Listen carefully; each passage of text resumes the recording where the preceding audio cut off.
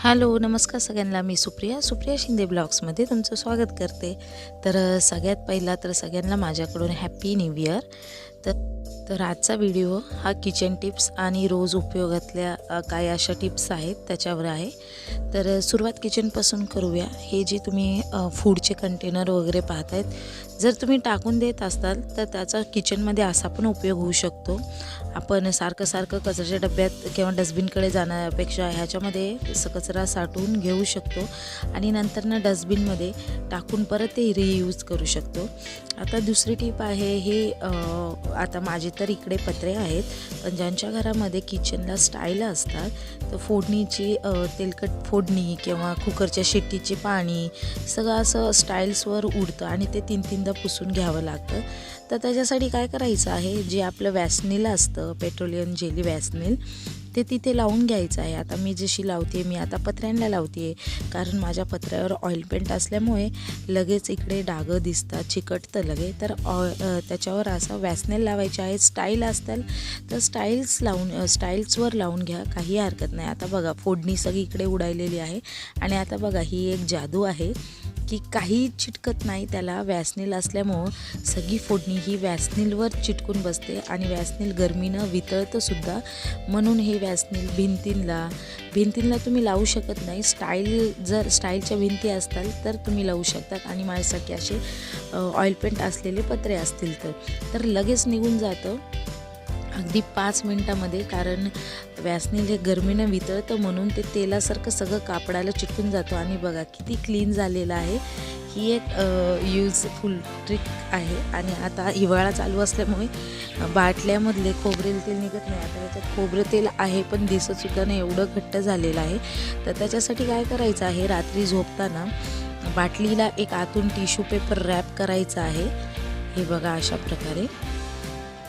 तर इकडे मी 2 tissue paper घेतलेले आहेत, दोन्ही एकावर एक घेऊन त्याच्यावरती आता रबर बँड लावून घ्यायचं आहे. अशा प्रकारे रबर बँड लावून घ्यायचं आहे. म्हणजे कसं, आपल्याला पण स्वेटर घातल्यावर गरमी वाटते, तशी ह्या बाटल्यांना पण, तेलांच्या बाटल्यांना पण गरमीची गरज असते. तर नंतर एक हातरुमाल घ्यायचा आहे, आपली नॅपकिन घ्यायची आहे आणि त्याच्यामध्ये रात्रभर बाटली रॅप करून ठेवायची आहे. म्हणजे जेणेकरून तुम्ही सकाळी उठल्यावर, मुलांना शाळेत जायची गडबड असते किंवा घरातल्यांना इतरला कामाला जायची गडबड असते, तर ह्या ट्रिकमुळे तेल हे अजिबात घट्ट होत नाही हिवाळ्यामध्ये आणि लगेच तेल निघतं. तर ही एक महत्त्वाची टिप आहे, तुम्ही पण करून बघा. तर दुसऱ्या दिवशी लगेच बाटलीतलं तेल निघतं. गरम पाण्यात घालून ठेवायची गरज नाही बाटलीला. टिप नंबर 3 आहे ती अशी की बघा, इकडे मला किती चटाईचा राग येत होता, कारण सारखं चटाई पडत होती. मी आता नंतरनं ठेवली आणि मागं टेकून बसल्यावर सुद्धा चटाई पडत होती आणि असं गबाळ पण वाटत होतं.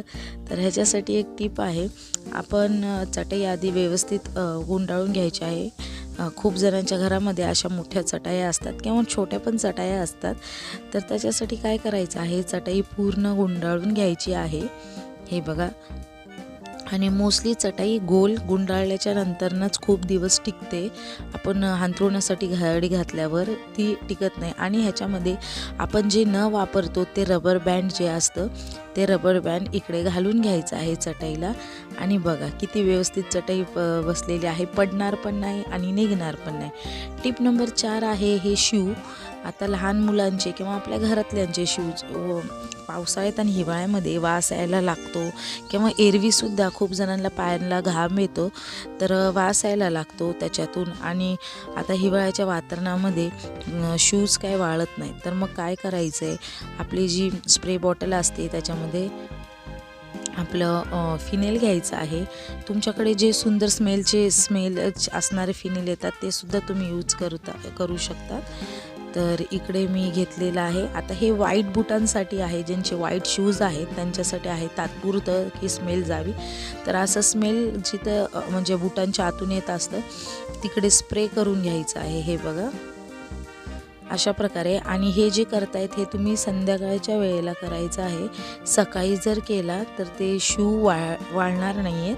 आणि आता नंतरनं ब्लॅक शूजसाठी काय करायचं आहे, आपले जो पॉलिशर असतो त्याच्या समोरच्या तोंडावरती हा स्प्रे मारायचा आहे फिनेलचा आणि त्याच्याने तुम्ही पॉलिश करायचे आहेत बुटं.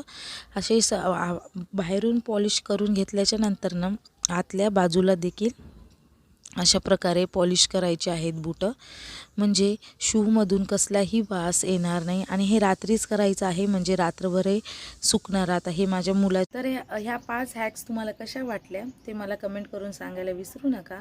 आणि माझ्या यूट्यूब चॅनलवर नवीन असाल तर माझ्या यूट्यूब चॅनलला सबस्क्राईब, लाईक आणि शेअर करायला विसरू नका. Happy new year. आणखी